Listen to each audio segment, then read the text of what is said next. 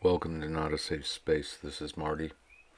It's been said there's a sucker born every minute. No one knows this better than the corporate media, with the possible exception of social media. You might recall this Ghost of Kiev fighter pilot, and his identity was revealed. We found out who he was. He was Major Stefan Tarabaka. My pronunciation sucks.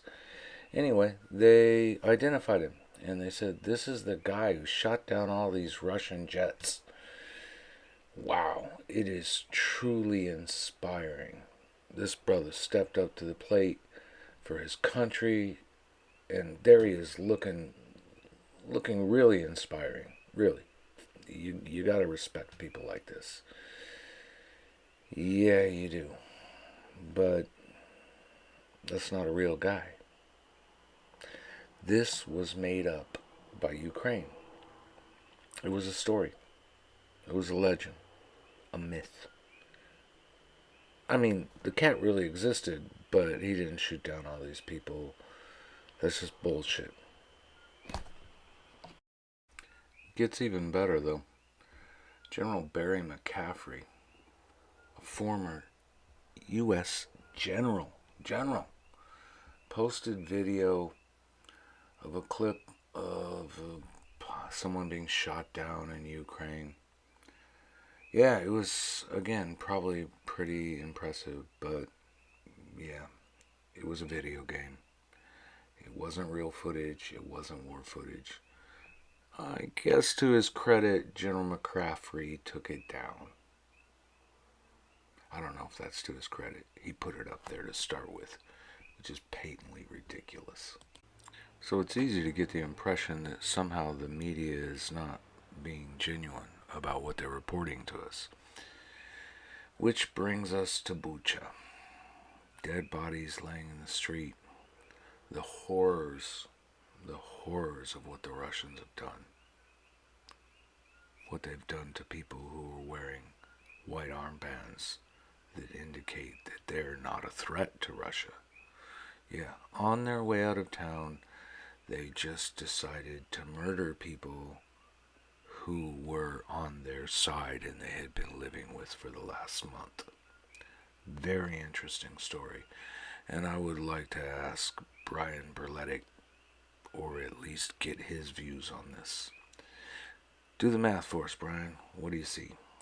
Story is not adding up. It just isn't adding up. And let me give you a few reasons why Ukraine's story isn't adding up. They're claiming as Russians were retreating, they did this. Spur of the moment. But Russia didn't just suddenly retreat. This is an article from March 30th. This is 6 days ago. Says it right here. This is from Reuters. Russia pledges to reduce attack on Kiev, but U.S. warns threat not over. And this was about Russia promising to scale down military operations around Kiev and another city. And then they're saying that the U.S. warned that the threat was not over, and that's because Ukraine is not winning. Russia is winning, and Russia is shifting their attention elsewhere. Their operations around Kiev are over, and they are moving those forces that had been sitting there for over a month doing nothing, pretty much. They're shifting them elsewhere to be used. This was not a retreat. This was a premeditated withdrawal. It was announced a week ago, and then they systematically, in an organized manner, withdrew from these regions. It was not a retreat. Ukraine was not pushing Russia back anywhere around Kiev. Now, with that in mind, I want to bring up some other points about how this war has been fought. Ukraine has been caught on numerous occasions carrying out blatant war crimes. For example, New York Times video shows Russian prisoners of war in Ukraine being beaten and shot in their legs. And this is about Ukraine on camera torturing and murdering Russian soldiers. And that wasn't the only video. There were actually several videos. Ukrainian soldiers torturing and killing Russians. You're going to say, well, they're torturing and killing Russians. What makes you think that they would do this to their own population? Well, articles like this from the Washington Post Despite this very misleading headline, Russia has killed civilians in Ukraine, Kiev's defense tactics add to the danger, they're actually admitting that Ukraine is the one getting these civilians killed because they are putting their military equipment in and among the civilian population. This professor from a university in London says, I'm very reluctant to suggest that Ukraine is responsible for civilian casualties, but to the extent that Ukraine brings the battlefield to the civilian neighborhoods, it increases the danger to civilians. And then elsewhere it says, Ukraine's strategy of placing heavy military equipment and other fortifications in civilian zones could weaken Western and Ukrainian efforts to hold Russia legally culpable for possible war crimes. And that's because it's not a war crime. It's actually a war crime that Ukraine is committing because they are using civilians as human shields, their own people. They are using them as human shields. And the article continues. It gets even worse. They're saying Washington Post journalists have witnessed this. Ukrainian troops putting heavy equipment near apartment buildings.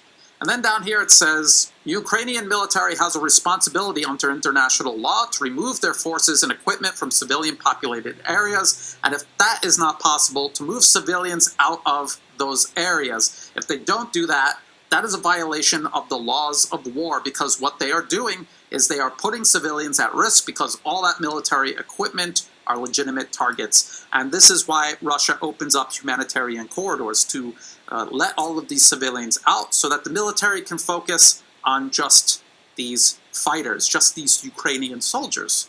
They don't want huge civilian losses. They're the ones who open these corridors. And then Ukraine claims that Russia is shooting at civilians trying to leave. Why would they do that? They also open these humanitarian corridors to get fighters who are not interested in fighting anymore to come through. Because why corner 1,000 fighters if you could convince 500 of them to leave while the rest, the other 500, are committed and are going to remain? Why fight 1,000 cornered men when you could fight 500 instead?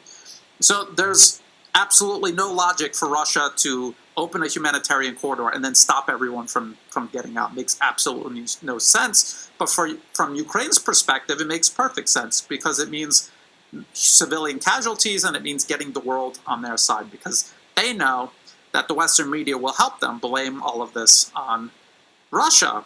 And even though that is what they've been doing, you find articles like this Washington Post article admitting that. Now, what else has Ukraine been doing to their own population? This is from news.com.au from Australia.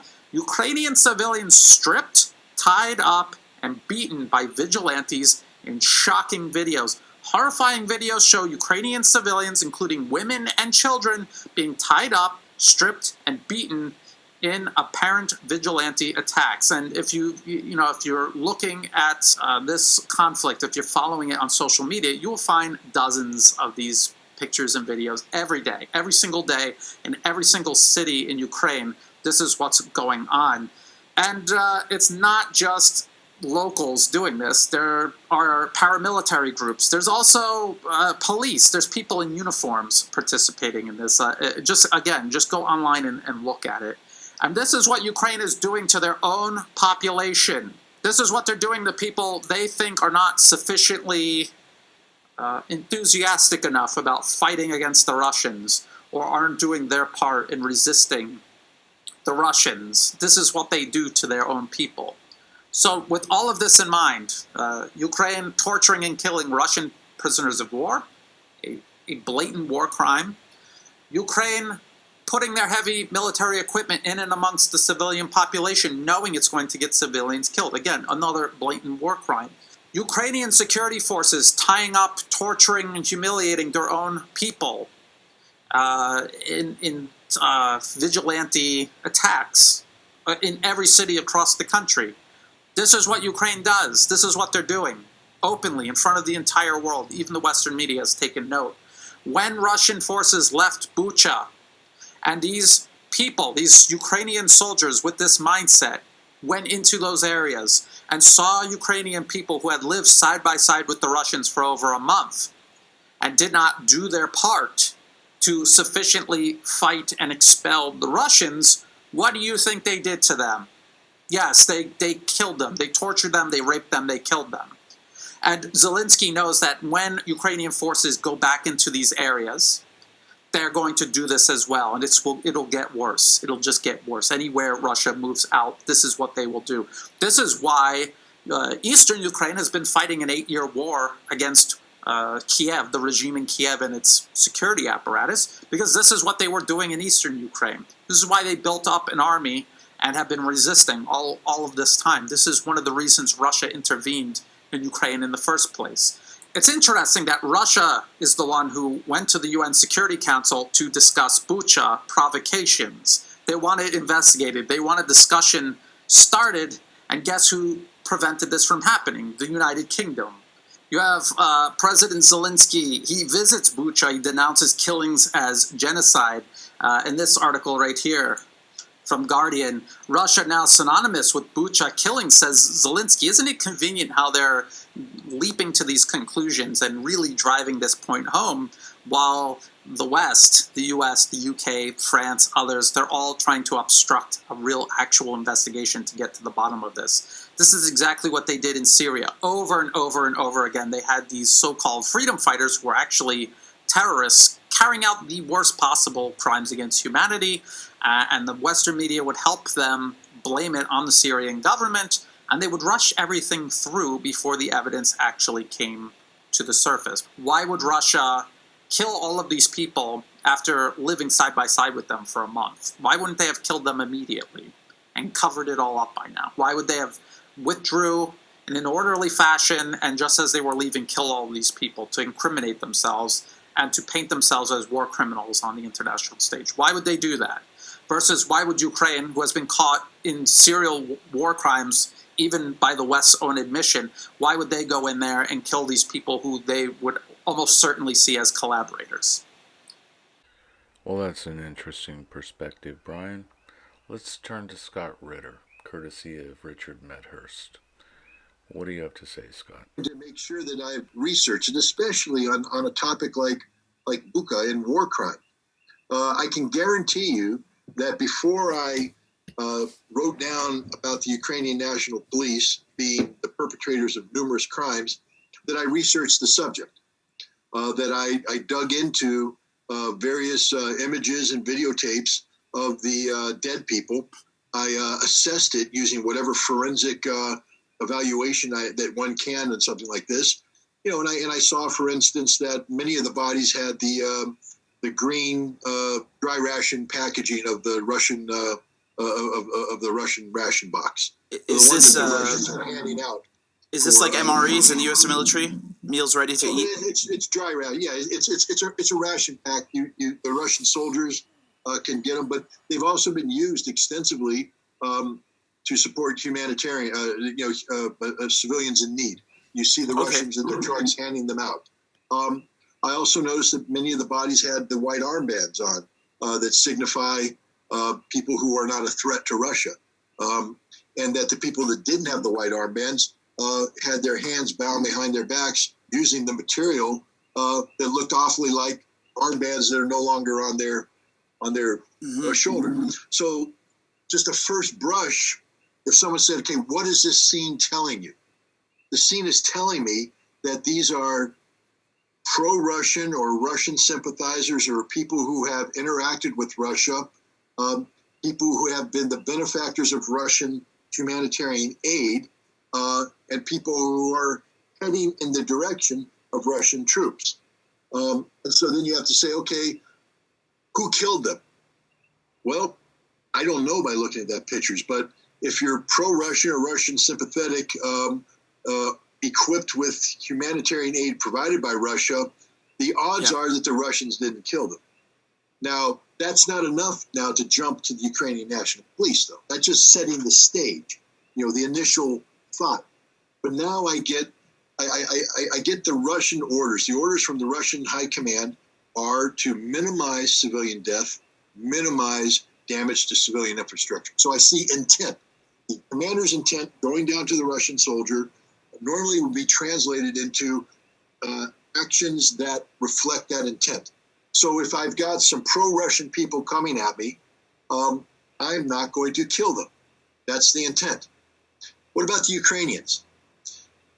We have the exact opposite. We have the Ukrainian government calling anybody who collaborates with Russia, to include receiving these humanitarian care packages, are not classified as collaborators.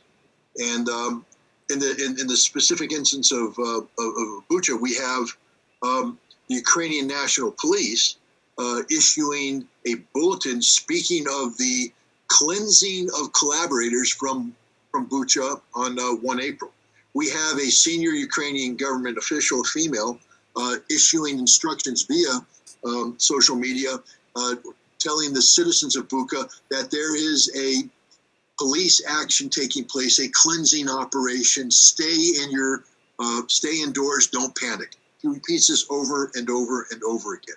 And then we have videotapes that show these Ukrainian National Police, including some who are directly affiliated with Azov, actively hunting down and shooting people. So now when I look at all this data, I have to say it's more than likely that the Ukrainians are the perpetrators. Okay, well, that was rather disturbing. I'd like to thank Brian Berletic, Richard Medhurst, and Eva Bartlett, and of course Scott Ritter, for their contributions to this video. If you found this useful, I hope you'll like it on YouTube and maybe subscribe or share it. And of course, I would like you to like and subscribe to Brian, Richard, and Ava's YouTube channels. They're doing fine work. Thank you for listening. Have a good night. Work for peace. Aloha.